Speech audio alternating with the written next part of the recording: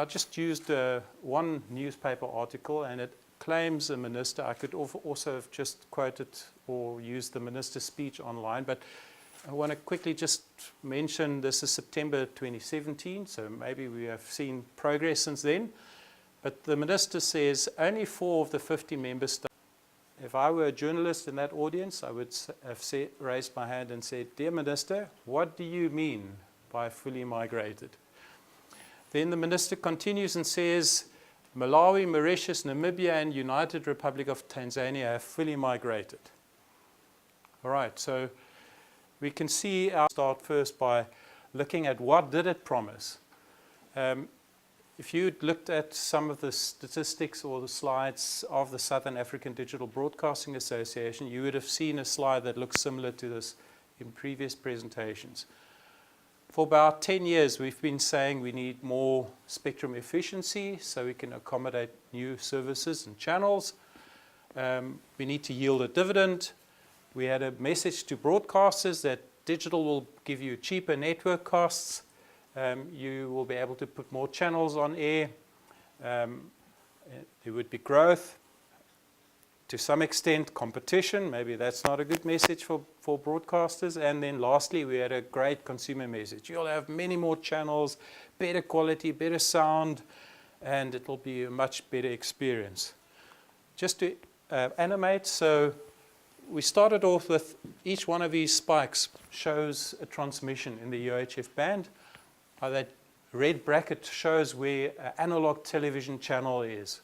It's 8 megahertz wide. It's like a parking bay. It's 8 megahertz wide, just enough to park an analog signal. But it carries one service. Right, then a standard was developed, DVB-T, T for terrestrial, DVB, digital video broadcasting. And that could deliver. When it was first launched, it used the old compression technology, a technology to make the video information smaller so you can transmit it. With MPEG-2, 4 to 6 channels. Later with MPEG-4, we could get up to 12. And magic, really magic, is you could use the same frequency to carry the same type of information within a coverage area.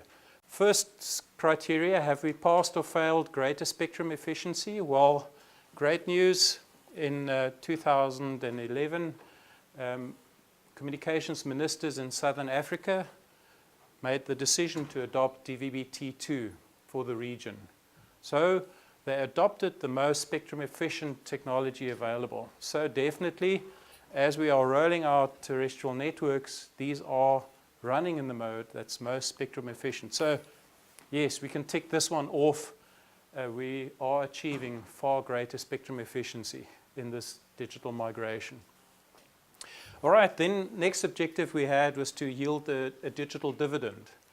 What does it mean? I'm trying to illustrate the entire UHF band that we used for television from 470 megahertz to 682.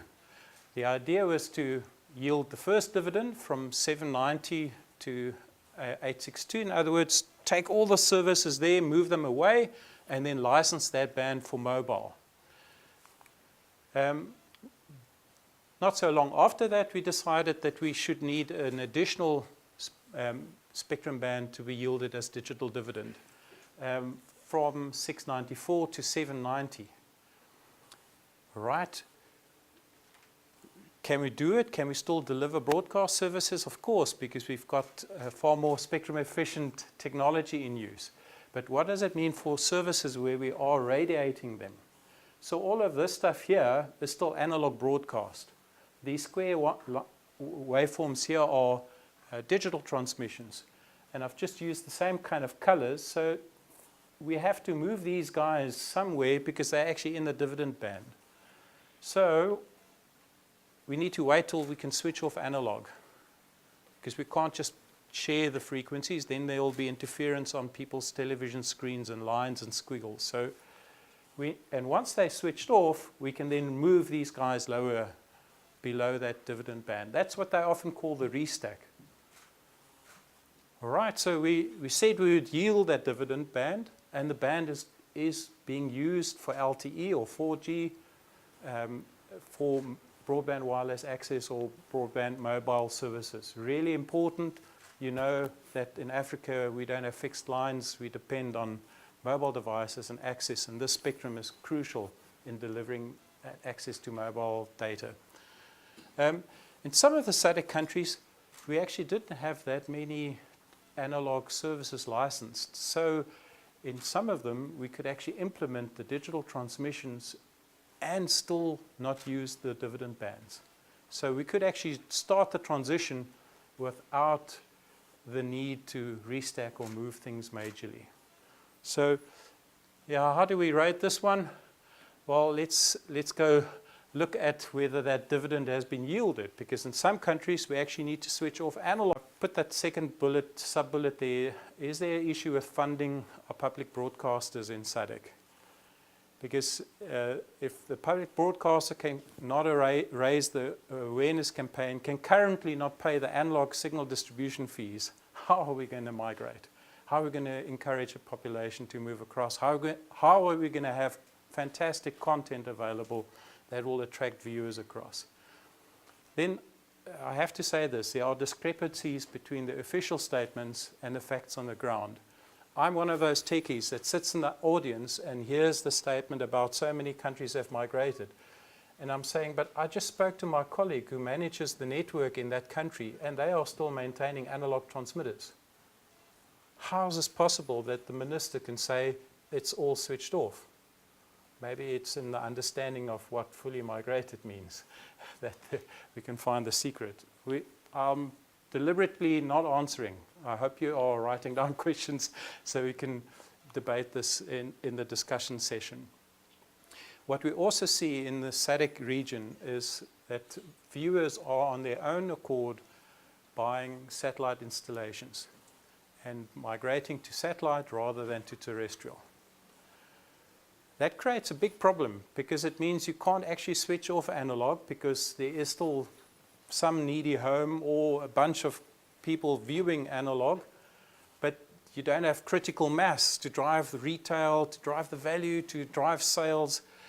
Big challenge. So how are we doing with the dividend? Well, fully migrated, 4 out of 15 according to the official statement.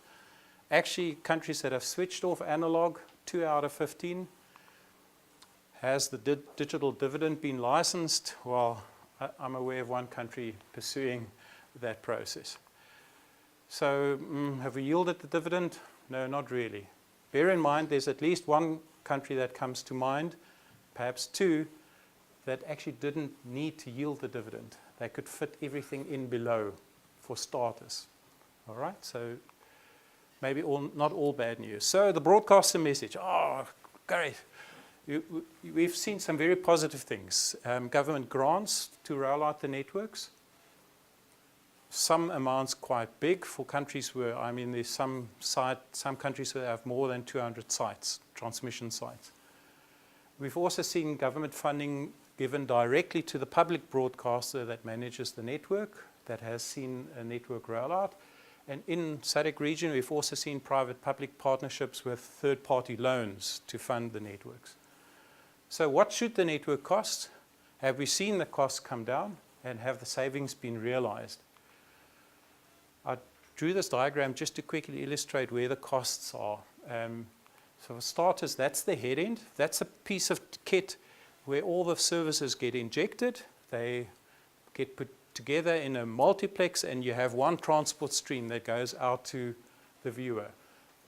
That's where the encoding happens. It's a piece between the studio and the transmission site. It's not cheap, but it's not the major cost component. Then you need a distribution network that takes that signal from the multiplexer and brings it to all the transmission sites. Most SADC countries use satellite for that. So it's also a significant block, but not the major cost.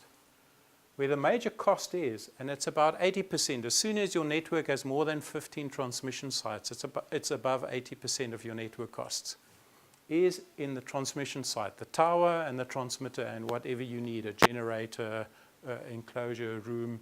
About 80% of the cost lies there. And You find it in the urban areas that you can cover cheaply, and it becomes more expensive as you go into the rural areas. Of course, another major cost that will still work with an old TV set. Easy calculation for those of you that want to do the economics for your country. Number of TV households times, let's say, $25 for the set-top box. Reference an article that was many, many years ago in the EBU Technical Review. They really make the point that the transmitter output power for analog or digital is kind of more or less the same. So your capex, your cost to buy that, is going to be the same. So if we build a DTT network, the capital cost for the same coverage is going to be the same.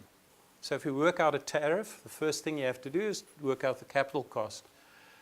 And we also see that the power you need to run this thing operationally is also very much the same than what it used to be for analog.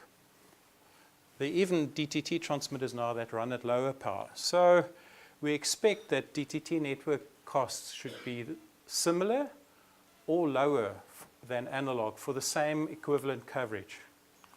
But here's the magic. Back in that day, 2001, there was only MPEG. In fact, it's quite nice. You can actually say we've got 30 channels now on this network. So the cost per channel is the total cost divided by 30. Worst case, coverage for coverage, that DTT multiplex should cost the same as analog coverage did. We can see that in SADC, that's not really the case. In countries where a government has directly funded the public broadcaster, the DTT rates are cost related. But there are other countries where that's not the case. You find that broadcasters are paying much higher rates. Well, because in some countries, I do believe we've achieved it, but not across all of the SADC countries. One thing that's tied into this inextricably is how many channels are we carrying on these services. And that's the official government statement says there are currently 13 channels and 18 radio stations on the platform. So now which number is correct? And which number must the retail store use when they market this to the consumer? Is it now 13, or is it just a set-top box to the store and want their money back? So I'm making it all the DTT launches in the region are standard definition. So no high definition channels. All the other platforms, the satellite platforms, the other pay platforms, even the OTT platforms are carrying HD channels as well. So are we launching something that's just slightly better quality but actually is already outdated as we launch it?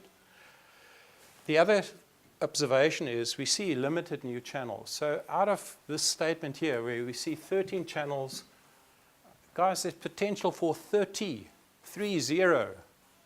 but we only licensed 9. How is that going to mobilize the market?